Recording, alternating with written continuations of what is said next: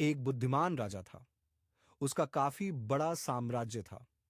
उसके राज्य में प्रजा हर तरह से खुशहाल थी। राजा को अपने उत्तराधिकारी की तलाश थी।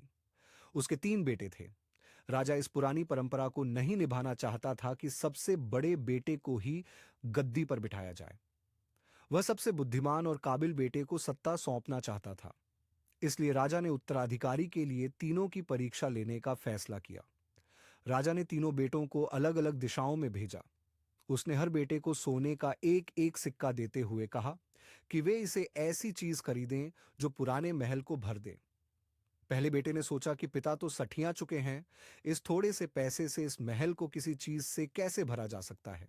इसलिए वह एक मय खाने में गया, शराब पी और सारा पैसा खर्च डाला। राजा के दूसरे बेटे ने इससे भी आगे सोचा। वह इस नतीजे पर पहुंचा कि शहर में सबसे सस्ता तो कूड़ा कचरा ही है। इसलिए उसने महल को कचरे से भर दिया। तीसरे बेटे ने 2 दिन तक इस पर चिंतन मनन किया कि महल को सिर्फ एक सिक्के से कैसे भरा जा सकता है। वह वाकई कुछ ऐसा करना चाहता था जिससे पिता की उम्मीद पूरी होती हो। उसने मोमबत्तियां और लोबान की बत्तियां खरीदी और फिर पूरे महल को रोशनी और सुगंध से भर दिया। इस तीसरे बेटे की बुद्धिमानी से खुश होकर राजा ने उसे अपना उत्तराधिकारी बनाया।